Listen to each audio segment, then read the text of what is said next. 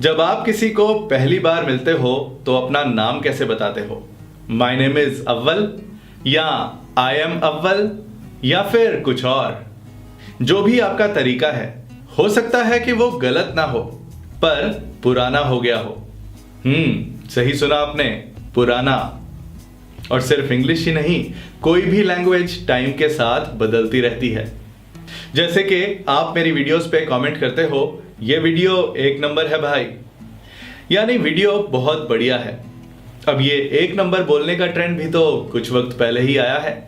इससे आपकी पर्सनैलिटी पता चलती है कि आप कितने मॉडर्न हो, कितने अपडेटेड हो। सो आज हम देखते हैं कि मॉडर्न इंग्लिश में खुद को किसी के सामने कैसे इंट्रोड्यूस करना है, उसके बाद क्या बोलना है, और सीखते हैं कुछ ऐसे वर्ड्स और फ्रेजेस जो किसी से पहली बार मिलते हुए हमें यूज करने चाहिए।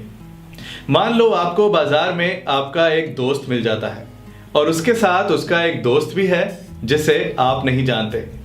अब आपने क्या करना है?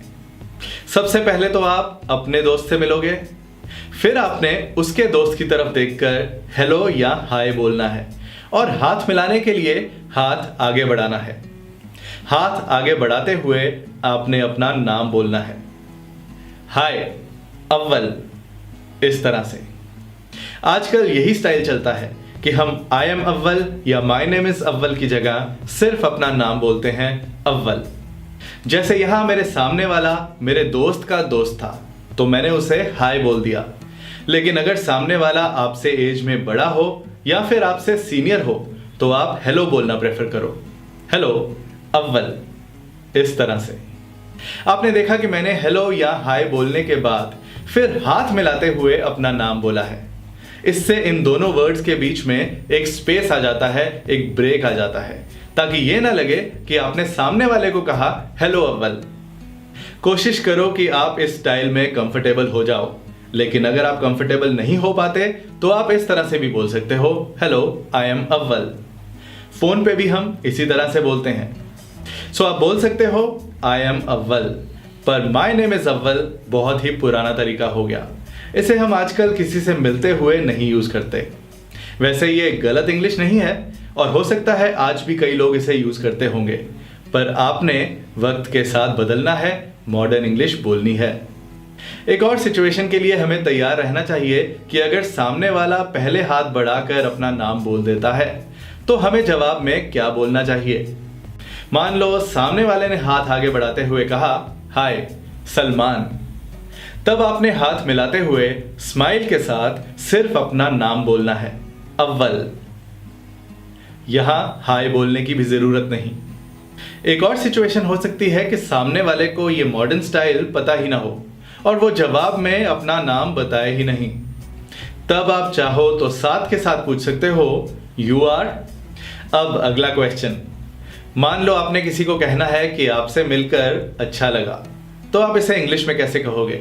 नाइस टू मीट यू या नाइस मीटिंग यू? इसमें दो चीजें हैं। कई बार आप किसी से मिलते ही ये बात बोलते हो, जैसे कि आपने कहा हाय अव्वल और सामने वाले ने भी अपना नाम बताया और फिर आप कहते हो आपसे मिलकर अच्छा लगा। इसे आप इंग्लिश में कहोगे नाइस टू मीट यू। सो जब आपने किसी से मिलते ही ये बात बोलनी हो तो कहो नाइस टू मीट यू, क्योंकि इसका मतलब है it is nice to meet you. और कई बार मुलाकात के एंड में जाते हुए हम बोलते हैं आपसे मिलकर अच्छा लगा। यहां हमारा मतलब होता है it was nice meeting you, जिसे हम शॉर्ट में कहते हैं nice meeting you. So bye बोलने के टाइम पे जब आप कहते हो आपसे मिलकर अच्छा लगा तो आप इंग्लिश में कह सकते हो नाइस मीटिंग यू। चाहे शुरू में कहो या एंड में, पर कहने की आदत डाल लो, ये सब अच्छी बातें हैं। अब एक और सिचुएशन, मान लो कि सामने वाला ही बोल देता है नाइस टू मीट यू या फिर नाइस मीटिंग यू, तब आपका जवाब क्या होना चाहिए? तब आप कहो लाइकवाइज। ये लेटेस्ट मॉडर्न आंसर है। इस फ्रेज का मतलब है बिल्कुल वैसा ही, यानी मुझे भी आपसे मिलकर बिल्कुल वैसा ही लगा जैसा आपको लगा। अगर लाइकवाइज आपको ना याद हो रहा हो तो आपको एक और ऑप्शन बता देता हूं। आप लाइकवाइज की जगह बोल सकते हो सेम हियर। मतलब वही है कि यहां भी सेम लगा जैसा आपको लगा। एक और क्वेश्चन, अगर आपको कोई कहे हैव अ गुड डे यानी तुम्हारा दिन अच्छा हो, तो इसके जवाब में आप क्या कहोगे? जवाब में आप पहले थैंक्स कहोगे उसकी बात के लिए, और फिर कहोगे यू टू यानी you have a good day too, इसकी शॉर्ट फॉर्म यू टू। सो अगर आपको कोई कहे हैव अ गुड डे तो आपका जवाब होना चाहिए थैंक्स यू टू। लोग अक्सर सेम टू यू भी बोल देते हैं, पर यह तरीका भी पुराना हो गया। अगर आपको भीड़ से अलग दिखना है तो यही छोटी छोटी बातें हैं जो आपका इंप्रेशन बनाएंगी, चाहे वो जॉब इंटरव्यू में हो या फिर आपके रिश्तेदारों में। जिंदगी को एक गेम की तरह लेके चलो, जिसमें आपका टारगेट हो कि जो भी मिलता है उस पर बेस्ट इंप्रेशन जमाना है। पॉइंट्स इकट्ठे करते चलो और जीत जाओ इस गेम को। कैसी लगी आज की ये छोटी सी डोज? मैं मिलूंगा कुछ और इंटरेस्टिंग इंग्लिश लेसन्स के साथ अपनी नेक्स्ट वीडियो में। Thank you, bye bye.